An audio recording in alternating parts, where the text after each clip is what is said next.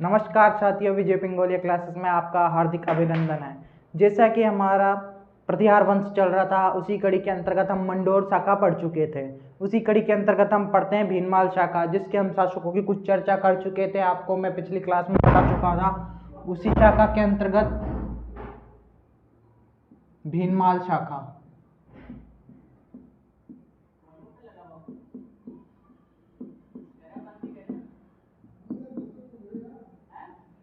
भीनमाल शाखा की हम बात कर रहे हैं दोस्तों।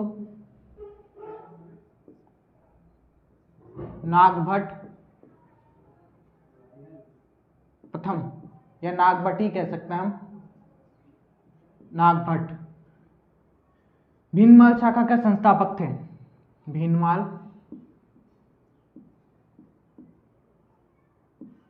शाखा के संस्थापक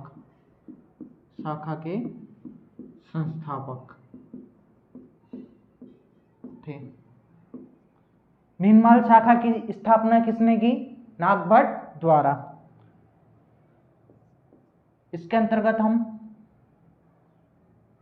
इसने भड़ोच, जो कि एक भीनमाली शाखा है, भड़ोच पर अधिकार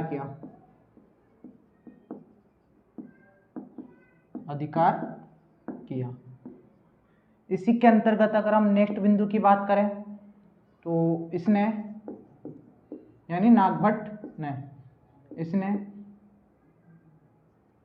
उज्जैन,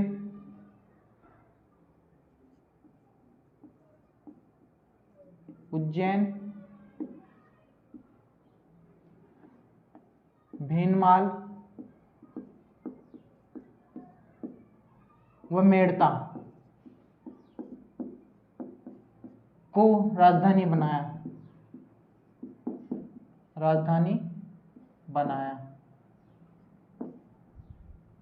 नागभट्ट ने उज्जैन, भीनमाल, मेड़ता को राजधानी बनाया। इसी के अंतर्गत अगर हम कुछ और पॉइंटों की बात करें, वैसे तो हम इसके बारे में पूर्व क्लास में चर्चा कर चुके थे, फिर भी अगर हम कुछ और पॉइंटों की बात करें तो राष्ट्रकूटों से संघर्ष प्रारंभ हुआ। राष्ट्रकूटों से, जो राष्ट्रकूट शासक थे उनसे संघर्ष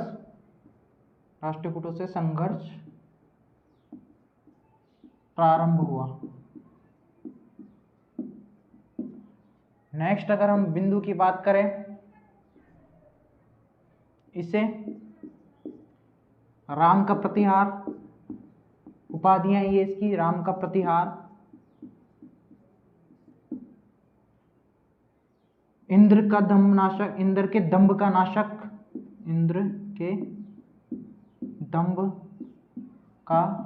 नाशक, नारायण मलेच्छों का नाशक,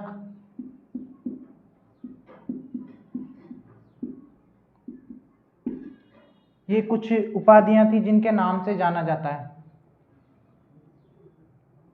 नेक्स्ट अगर हम इसमें बात करें तो मोस्टली तो पढ़ चुके थे हम पूर्व की क्लास में। ये कुछ बिंदु थे जो इसी के अंतर्गत इंपॉर्टेंट थे। नेक्स्ट अगर हम शासक की बात करें तो वो थे हमारे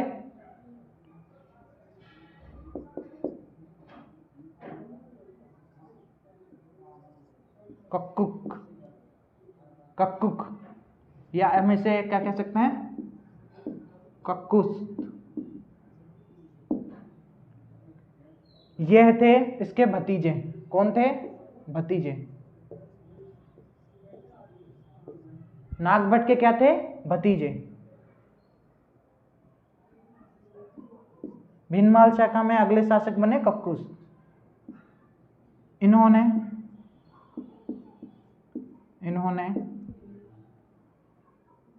विष्णु स्तंभ, प्राचीन विष्णु स्तंभ, दूसरे प्राचीन विष्णु स्तंभ का निर्माण करवाया।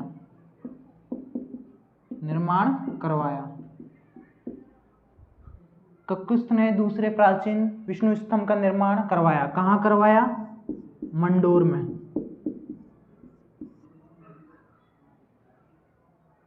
मंडोर के अंतर्गत दूसरे प्राचीन विष्णु स्तंभ का निर्माण किसने करवाया? ककुस्त ने। नोट लगा के लिख लीजिए एक। प्रथम विष्णु स्तंभ, प्रथम प्राचीन विष्णु स्तंभ भरतपुर के बयाना दुर्ग में स्थित है। भरतपुर के बयाना दुर्ग में स्थित है।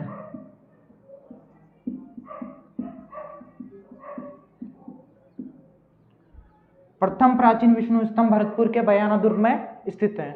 ये कुछ इसके पॉइंट थे। नेक्स्ट शासक की अगर हम बात करें तो इसी का ही भाई देवराज शासक बनता है, देवराज। इसी के बाद में ये देवराज शासक बनता है। तो इसके बारे में भी अगर हम कुछ पॉइंटों की चर्चा करें,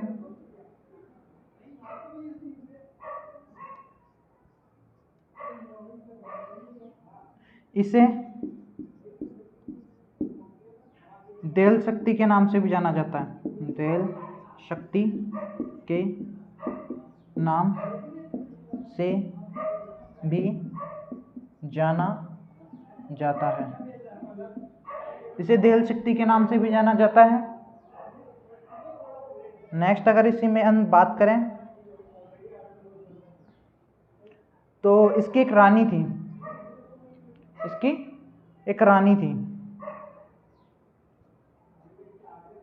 भूयिका देवी।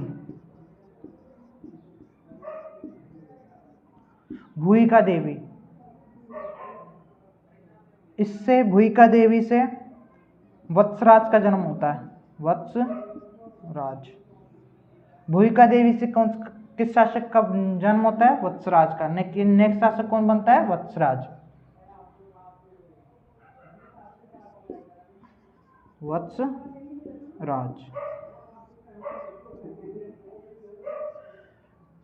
इसी के अंतर्गत वत्सराज नेक्स्ट शासक बनता है। जैसे कि नागभट्ट संस्थापक थे, इसने भड़ोच पर अधिकार किया। इसने उज्जैन मैड़ता को राजधानी बनाया। राष्ट्रकूटों से संघर्ष भी प्रारंभ हो गया था। इसी काल के अंतर्गत राम का प्रतिहार, इंद्र का दम आदि इसके, नारायण इसके क्या है उपाधियां हैं आदि। और नेक्स्ट शासक इसका भतीजा बनता है कुकुस्त, जो मंडोर का शासक था।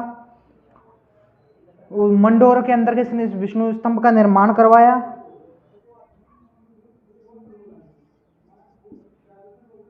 783 से 95 तक यह वत्सराज का शासनकाल था। इसी दौरान इसे प्रतिहार का यानी गुज्जर प्रतिहार का वास्तविक संस्थापक कहा जाता है। वास्तविक संस्थापक कहा जाता है।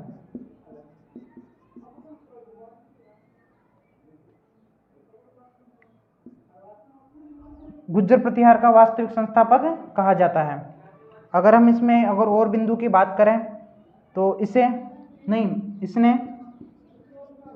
यानी प्रथम प्रतिहार शासक था जो इसने सम्राट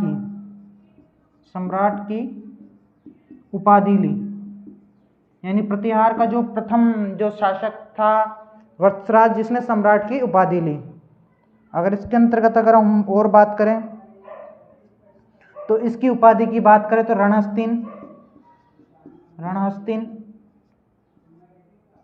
यानी युद्ध क्षेत्र में हाथी के समान। नेक्स्ट अभी बात करें तो जयवरा, ये इसकी 2 उपाधियां थी मुख्यतः। एक बार इसका स्क्रीनशॉट ले लीजिए ताकि मैं इसको रिमूव कर सकूं।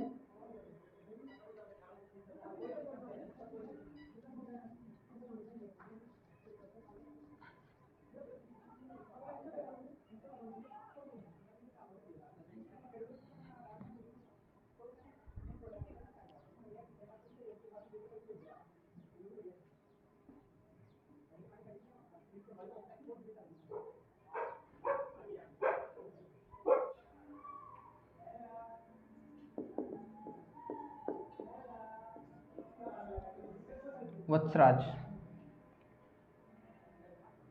वास्तविक संस्थापक था ये प्रतिहार वंश का, ये हम लिख लिए।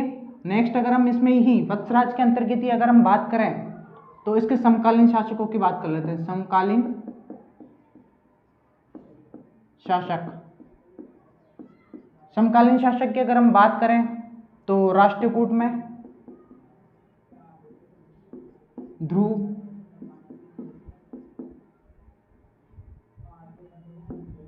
बंगाल का पाल वंश का धर्मपाल, ये इसके समकालीन शासक थे। वत्सराज ने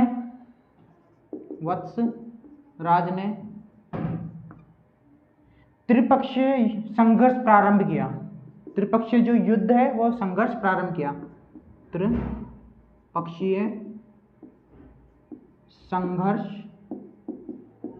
प्रारंभ किया।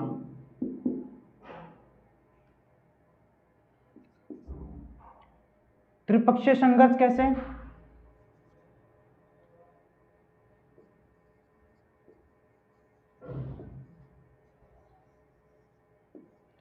यहां पे अपना ये राजस्थान, इस जगह कन्नौज पड़ता है, कन्नौज, यहीं पे बंगाल और यहां से राष्ट्रकूट,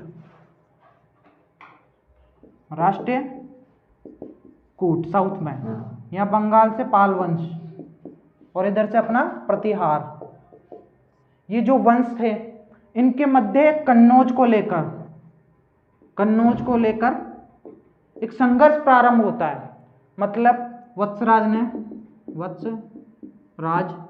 ने इंद्रयुद्ध, जो कि कन्नौज का शासक था, इंद्रयुद्ध को परास्त कर कन्नौज पर अधिकार किया, कन्नौज पर अधिकार किया और उसे राजधानी बनाया।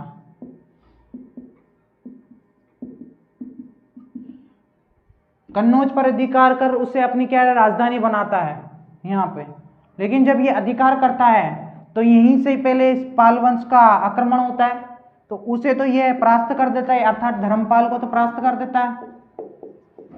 लेकिन यहीं से राष्ट्रकूट का ध्रुव जाता है इस साइड, तो ध्रुव से ये क्या है, परास्त होता है। और जब ये ध्रुव से परास्त होता है तो ये कन्नौज छोड़ के थार के मरुस्थल की तरफ प्रस्थान करता है, यानी मरुस्थल में अपनी शरणस्थली बनाता है। किससे हारता है ये? राष्ट्रकूट के ध्रुव से। यहां से जब ये युद्ध के अंदर जब लड़ाई हो रही थी इनमें, तो ये यहां से प्रस्थान करके जो थार का मरुस्थल है वहां शरणागत के रूप में वहां चला जाता है। नेक्स्ट अगर हम बात करें तो ध्रुव ने जब ये क्षेत्र जीत लिया था कन्नौज वाला, तो ध्रुव ने अपने कुलचिन्ह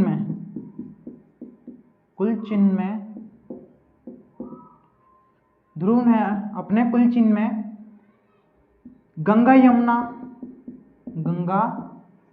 यमुना का चित्रांकन करवाया, यानी इनका भी जो है अपने कुलचिन्ह के अंतर्गत चित्रांकन करवाया।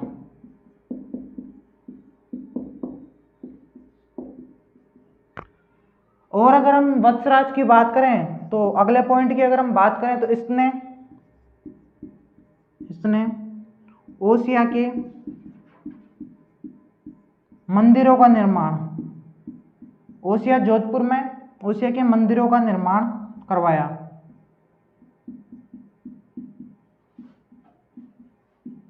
ओसिया के मंदिरों का निर्माण कराया जो कि सूर्य मंदिर है, सूर्य मंदिर। इसी के साथ साथ हमारा ये शासक भी खत्म होता है। नेक्स्ट शासक की अगर हम बात करें तो वह वत्सराज का पुत्र था।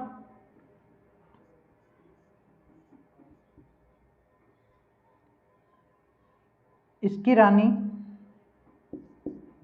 इसकी किसकी, वत्सराज की रानी, वत्सराज की रानी सुंदर देवी, वत्सराज की रानी सुंदर देवी से नागभट्ट द्वितीय, वत्सराज की रानी सुंदर देवी से नागभट्ट द्वितीय का जन्म होता है। अर्थात नेक्स्ट शासक कौन बनेगा, नागभट्ट द्वितीय। नागभट्ट द्वितीय। प्रथम तो कौन थे, जो इनसे पहले थे, नागभट्ट द्वितीय। अगर हम इसके शासनकाल की बात करें,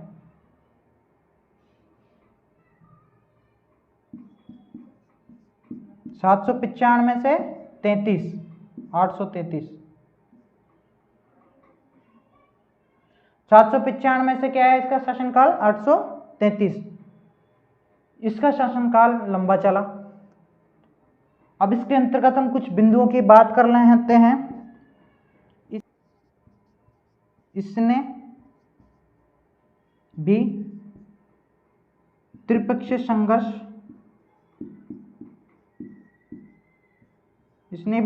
संघर्ष जारी रखा।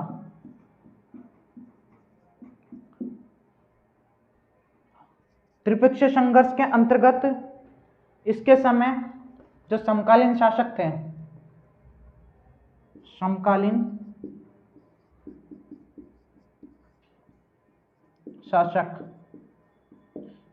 शासक थे, जिसमें थे पाल का तो धर्मपाल, जो पाल वंश के थे वो धर्मपाल ही थे। राष्ट्रकूट के थे हमारे गोविंद तृतीय। ये थे जो त्रिपक्षीय संघर्ष के अंतर्गत थे।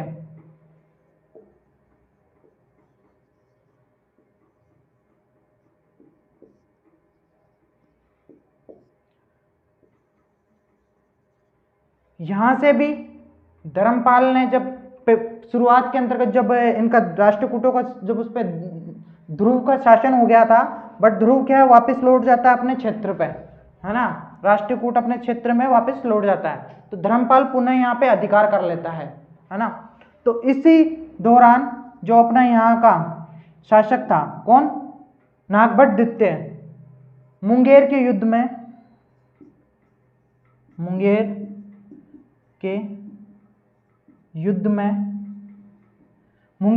में धर्मपाल को पराजित करता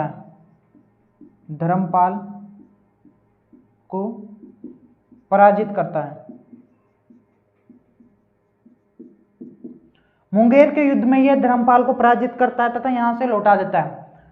जब ये धर्मपाल को पराजित करता है तो इसे एक उपाधि धारण की, परम भट्टारक महाराजा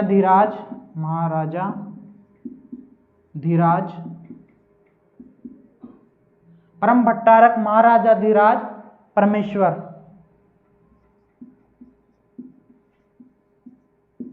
ये एक बहुत बड़ी उपाधि धारण की।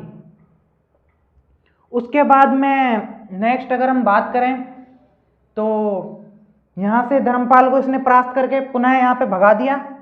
फिर यहां से गोविंद तृतीय आते हैं राष्ट्रकूट क्षेत्र की तरफ से, तो गोविंद तृतीय आते हैं तो यह उससे क्या है, परास्त हो जाते हैं। और परास्त होने के बाद ये क्या है, अपने पिता के लक्ष्य कदमों पे चलकर ही पुनः क्या है, वही थार के मरुस्थल को क्या है, शरणास्थली बनाते हैं। मतलब यहां से भागकर कहां चले जाते हैं, थार के मरुस्थल के अंतर्गत। नागभट्ट द्वितीय अपने पिता की तरह ही, वत्सराज की तरह ही। तो एक बार मैं इसको रिमूव कर रहा हूं, आप एक बार स्क्रीनशॉट ले लीजिए, फिर आगे की चर्चा करते हैं।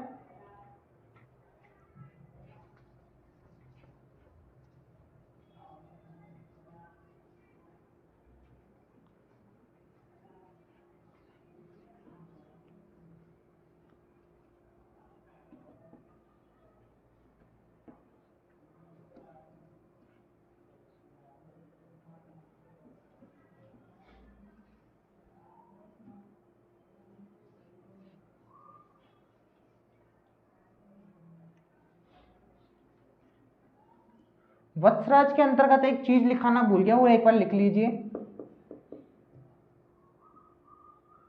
वत्सराज वाले में इसके दो वो थे साहित्यकार, उद्योधन सूरी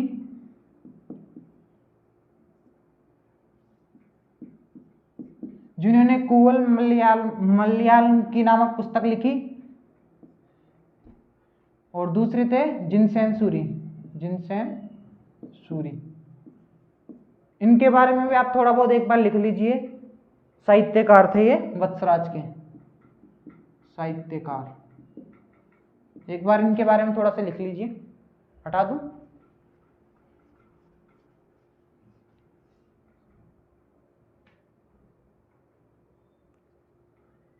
नागभट्ट द्वितीय, इसे प्रतिहार वंश का डायमंड शासक कहा जाता है।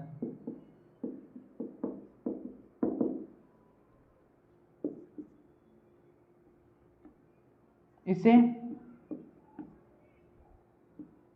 ग्वालियर प्रशस्ति में कर्ण कहा गया है।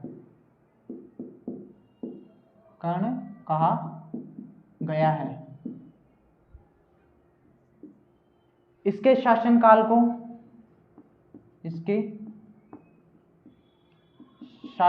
को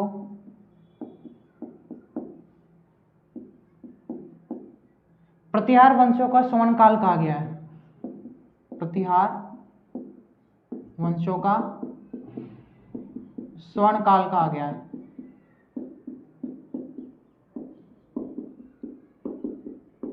प्रतिहार वंश का क्या कहा गया है? स्वर्ण काल कहा गया है। इसे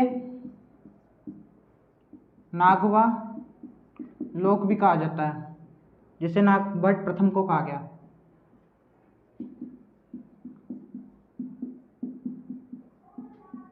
इसके दरबार को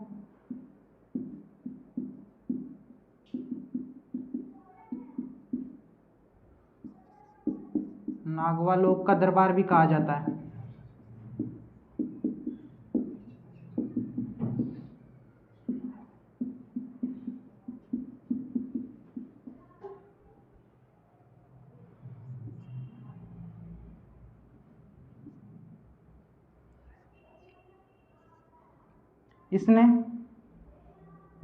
इसने 23 अगस्त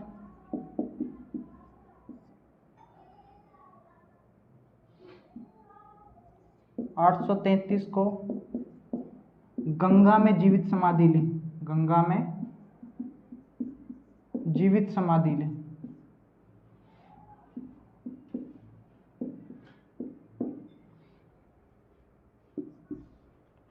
इसकी रानी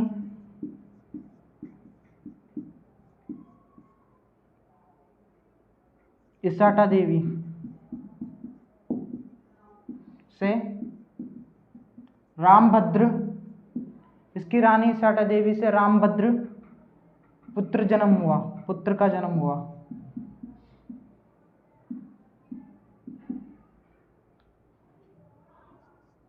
इसके शासनकाल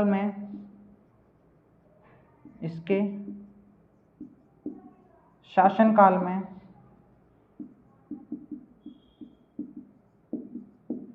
मेवाड़ का सामंत, जो इसी का ही सामंत था,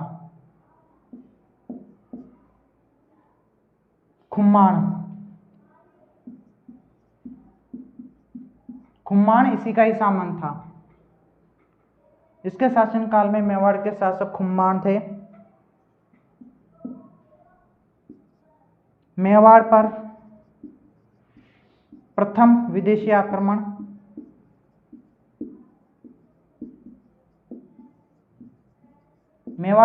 विदेशी आक्रमण मामू द्वारा किया गया। द्वारा किया गया। मेवाड़ पर प्रथम विदेशी आक्रमण मामू द्वारा किया गया। खुम्मान की सहायता से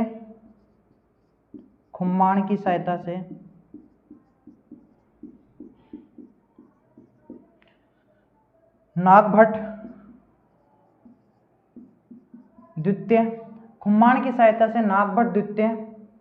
ने मामू को पराजित किया।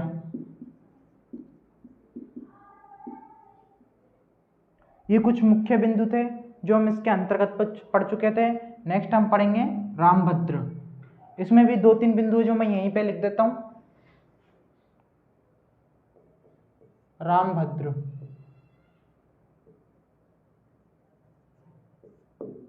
इसके शासनकाल की बात करें तो 833 से 36 तक। इसकी माता का नाम क्या था? इसाटा देवी। इसके शासनकाल में जो प्रतिहार वंश की शक्ति थी उसका क्या हो गया? हार्श होने लग गया, यानी खत्म होने लग गई, यानी कन्नौज पर अधिकार कर लिया गया पुनः। उज्जैन इनसे छीन चुका था। इसके शासनकाल में प्रतिहारों की शक्ति का हार्श हुआ। नेक्स्ट अगर इसी के अंतर्गत हम बिंदु की बात करें,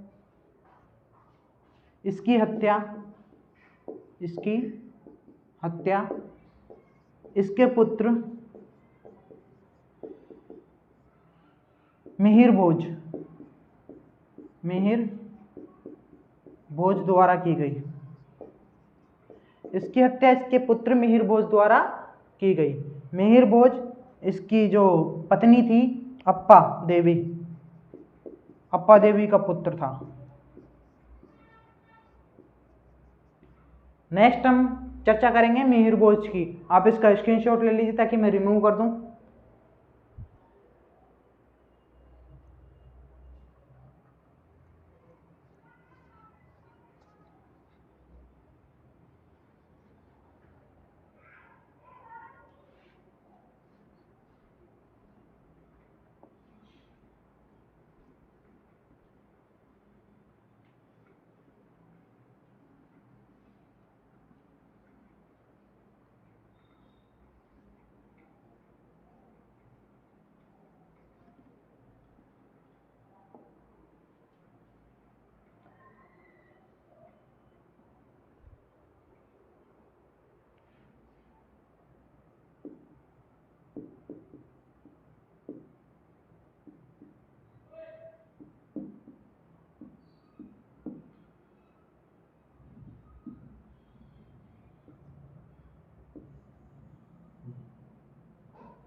नेक्स्ट शासक है हमारे मिहिर भोज।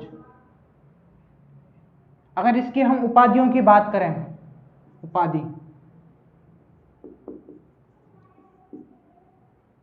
मद आदिवरा,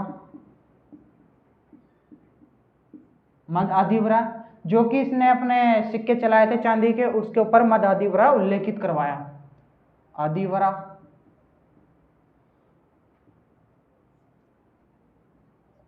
प्रभास,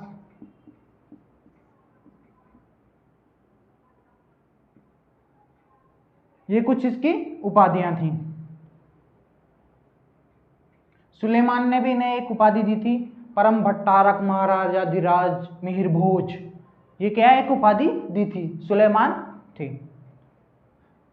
नेक्स्ट अगर हम इसमें कुछ पॉइंट्स की बात करें तो मिहिर भोज को पितृहंता शासक भी कहा जाता है। पितृहंता शासक भी कहा जाता है।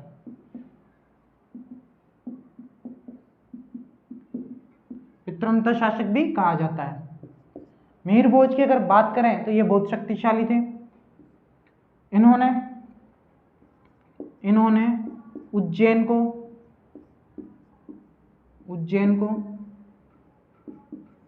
पुनः प्राप्त किया। प्राप्त किया। वह कन्नौज को भी पुनः प्राप्त करके उसे अपनी क्या स्थायी राजधानी बनाया।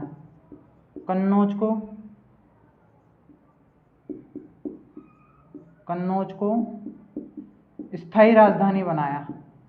स्थायी राजधानी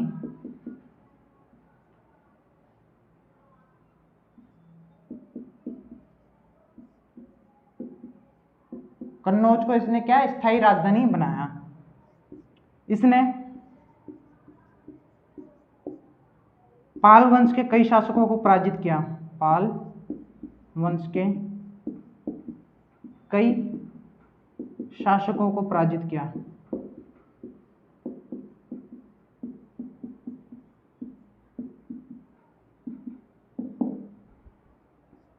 इसने राष्ट्रकूट शासक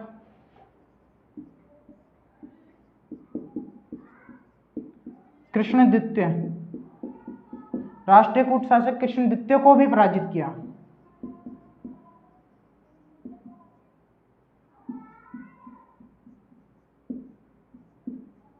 इसने राष्ट्रकूट शासक कृष्णद्वितीय को भी क्या किया, पराजित किया। और अगर हम इसमें बात करें बिंदु की,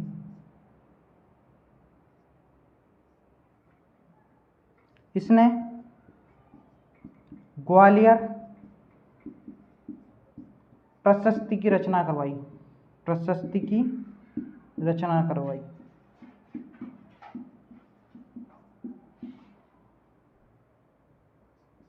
इसने आराध्य देवी का मंदिर बनवाया।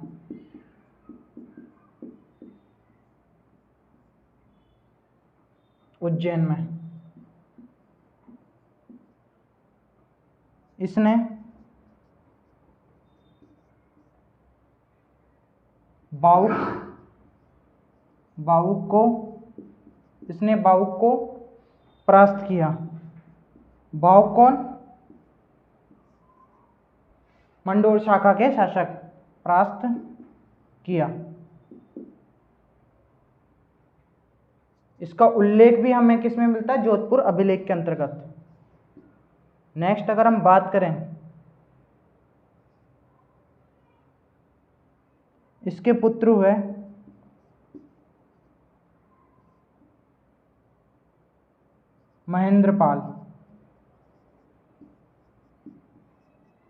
महेंद्रपाल इसके पुत्र हुए, जो कि क्या है, अगले शासक बनते हैं। तो एक बार इसका मैं रिमूव कर देता हूं, तो आप स्क्रीनशॉट ले लीजिए।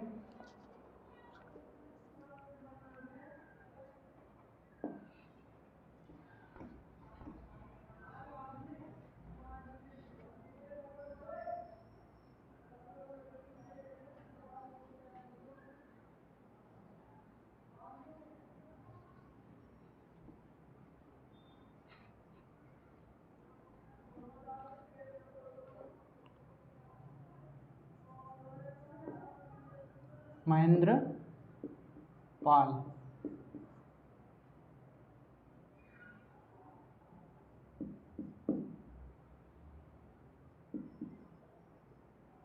आठ सौ 885 से 910 तक इसका क्या रहा? शासन काल।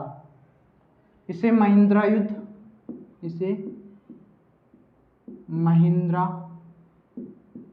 युद्ध, महिषपाल आदि नामों से जाना जाता है। यह महेंद्रपाल,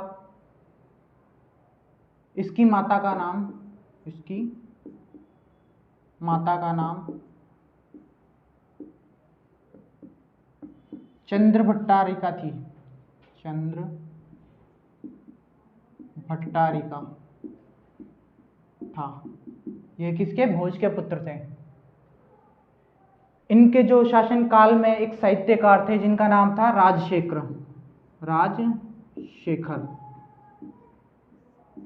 इनके शासन काल में एक कौन थे? राजशेखर। इन्होंने कुछ ग्रंथ लिखे, जैसे कि काव्य मीमांसा, मीमांसा बाल भारत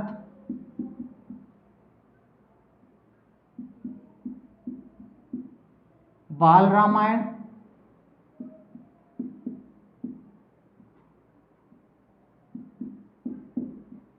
काव्य मीमांसा बाल भारत बाल रामायण हरविलास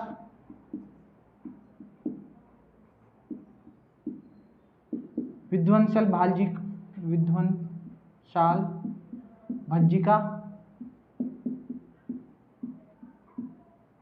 और कपूर मंजरी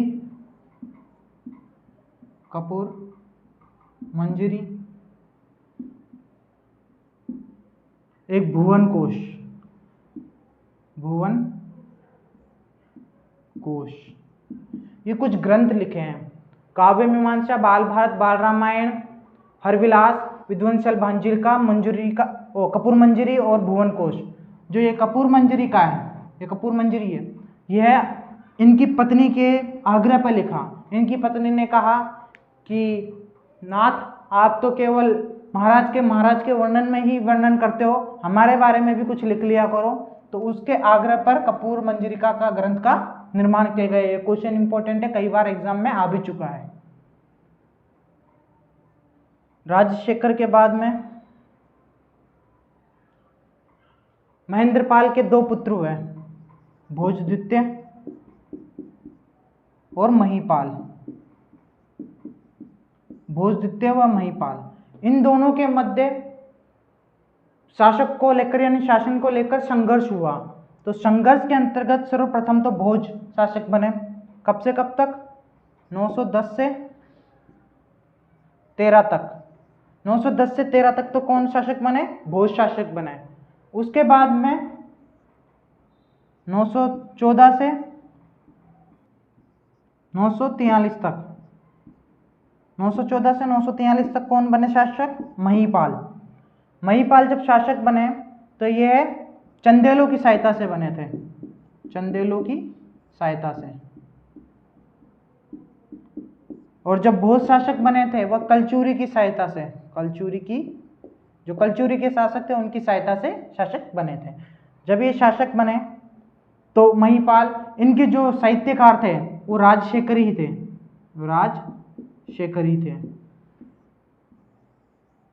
इनके जो साहित्यकार कौन थे? राजशेखरी ही थे। इनके शासनकाल में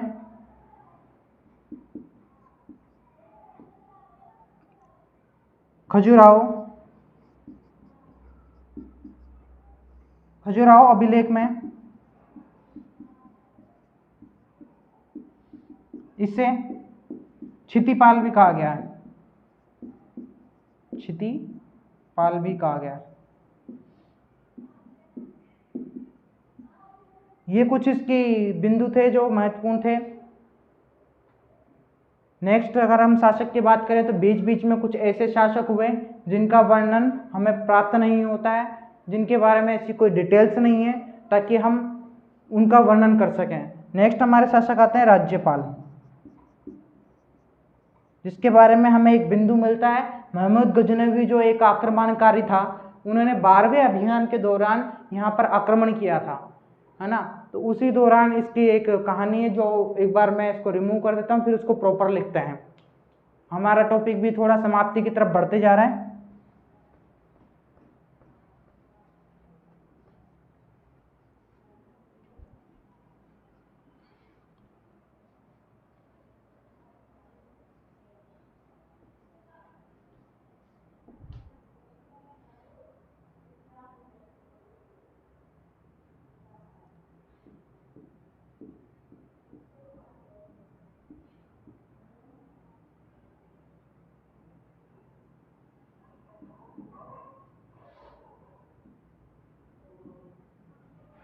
राज्यपाल, इसका शासनकाल 910 से 1019 के अंतर्गत रहा।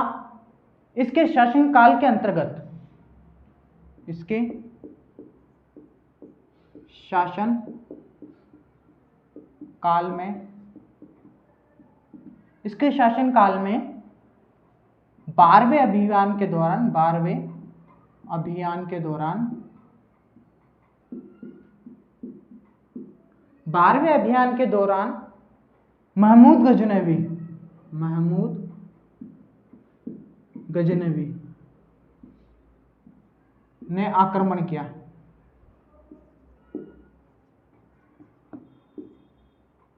दिसंबर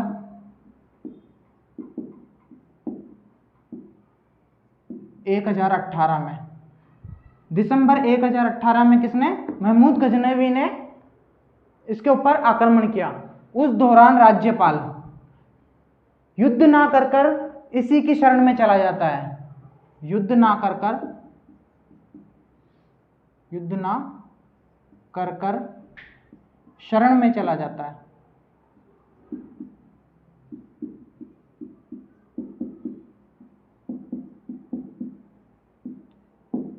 इससे एक शासक नाराज होते हैं। विद्याधर एक शासक थे, चंदेल शासक थे, जिन्होंने उस दौरान तो इसकी मदद नहीं की राज्यपाल की, लेकिन बाद में यह मतलब राजाओं का संघ बनाकर यह आरोप लगाया कि यह शासक तो मतलब जो राज्यपाल है वो तो बिना युद्ध के ही दुश्मन के मतलब वो जो गजनवी महमूद गजनवी थे उसकी शरण में चला गया। तो यह आरोप लगाकर विद्याधर ने राजाओं का संघ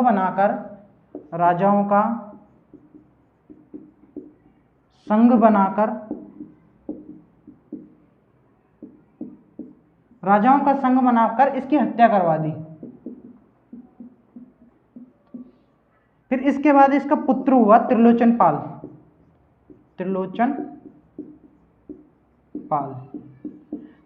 पाल के साथ क्या हुआ?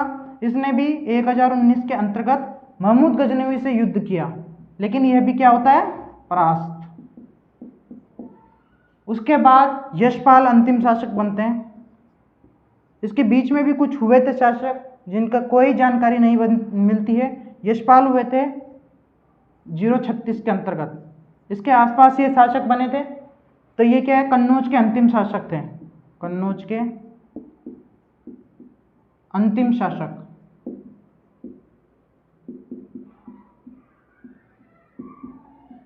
क्या थे? अंतिम शासक थे।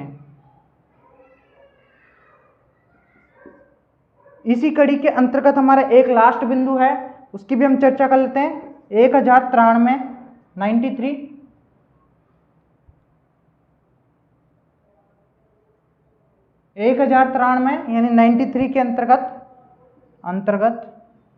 ये डायरेक्ट 93 में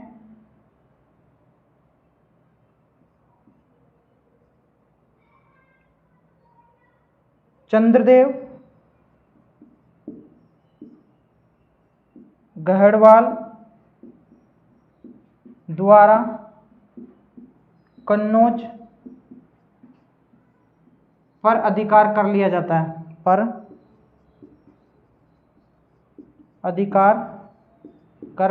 है। चंद्रदेव गढ़वाल द्वारा कन्नौज पर अधिकार कर लिया जाता है और किसकी? गढ़वाल वंश की नींव रख देते हैं। इसी के साथ हमारा ये प्रतिहार वंश भी समाप्त होता है। और अगर योगदान की बात करें तो एक तो महामारू जो मंदिर वाली शैली होती है, महामारू शैली, इनका एक थोड़ा बहुत योगदान रहा था मंदिर शैलियों के अंतर्गत। ओशा के मंदिर हुए वो काफ़ी सारे योगदान थे। तो इसी के अनुसार हमारे यह वंश समाप्त होता है। नेक्स्ट हम चर्चा करेंगे अगले वंश की नेक्स्ट क्लास के अंतर्गत। तब तक के लिए धन्यवाद।